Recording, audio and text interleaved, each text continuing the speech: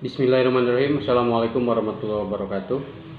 Baiklah, kita lanjutkan untuk perkuliahan kita di semester 6 terkait dengan mata kuliah investasi pada pasar modal syariah. Investasi dan pasar modal syariah. Ya. Yang pertama, saya mau menyampaikan tentang pemahaman mengenai pasar modal. Ya.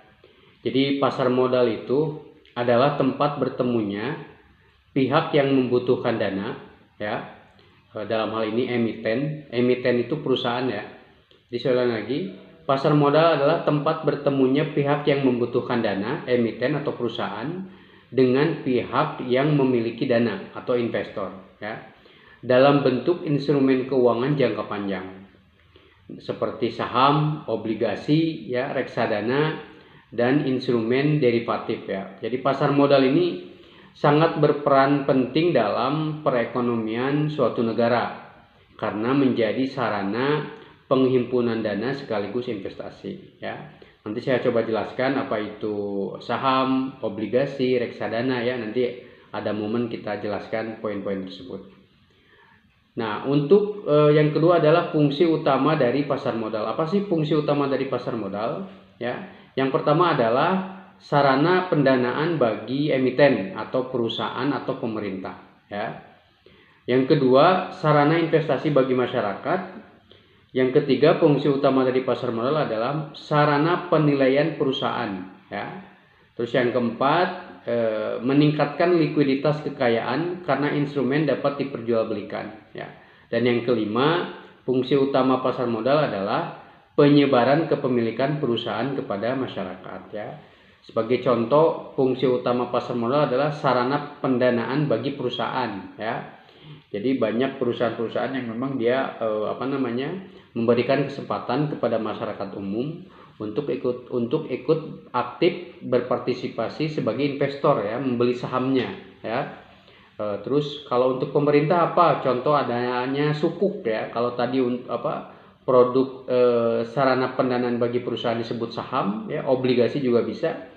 Tapi kalau sarana pendanaan untuk pemerintah seperti apa? Sukuk, ya. Jadi kalau kalian lewat ke jalan-jalan, ya, biasanya ada proyek jalan, ya. Kalau di Kuningan ini ada Lingkar Timur, ya. Ada pelang besar, proyek ini dibiayai oleh sukuk sekian. Nah, jadi pasar modal ini juga berfungsi sebagai sarana pendanaan untuk pemerintah, ya. Oke, kita lanjutkan. Yang berikutnya adalah konsep pasar modal syariah, ya. Jadi pasar modal syariah adalah bagian dari pasar modal yang seluruh aktivitasnya tidak bertentangan dengan prinsip-prinsip syariah Islam, ya. Ciri-ciri utamanya apa? Ciri utamanya yang pertama adalah tidak mengandung unsur riba, ya, dalam hal ini bunga, ya. Jadi tidak ada bunga. Terus yang kedua tidak mengandung goror, ya, ketidakpastian maupun tidak mengandung maisir, ya, spekulasi atau judi. Terus ciri-ciri utama yang kedua adalah perusahaan yang masuk dalam indeks saham syariah tidak bergerak di sektor yang diharamkan, ya. Misalkan perusahaan yang afiliasi dengan alkohol, ya, perjudian, rokok, ya, termasuk bank konvensional. Bank konvensional pun tidak masuk dalam indeks saham syariah seperti itu. Ciri yang ketiga adalah transaksi menggunakan akad-akad syariah, ya. Ada akad salam, istisna, ya, mudharabah, murabah, ijaroh, dan lain-lain lah. Ya, intinya transaksinya menggunakan akad-akad syariah. Itu 3 poin terkait dengan ciri-ciri utama dari konsep pasar modal syariah, ya.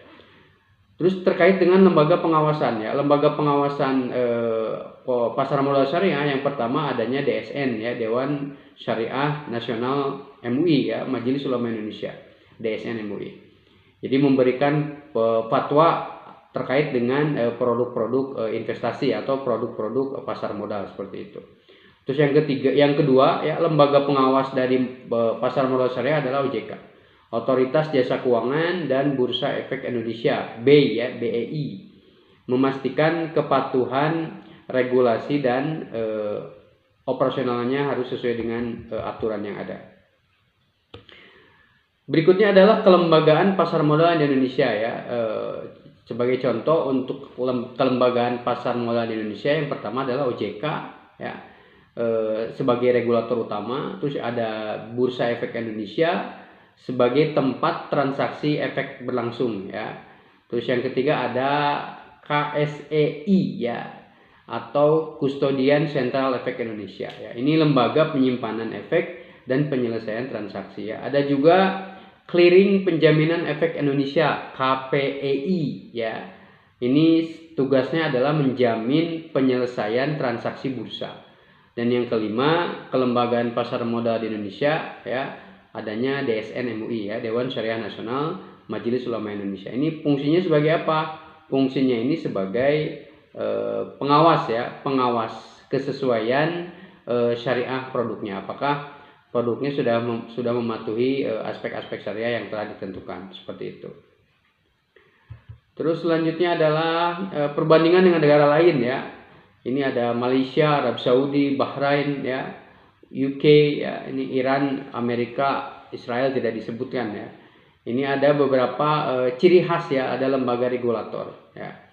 Kali kalau di Malaysia ini ciri khasnya itu salah satu pasar modal syariah terkemuka, sangat proaktif dalam inovasi produk syariah ya.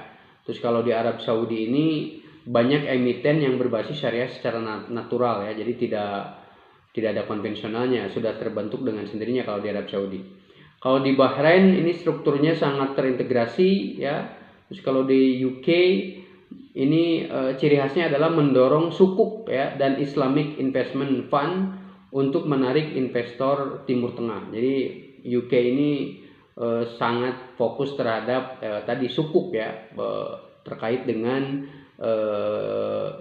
untuk investasi dana untuk menarik investor di Timur Tengah, seperti itu ya.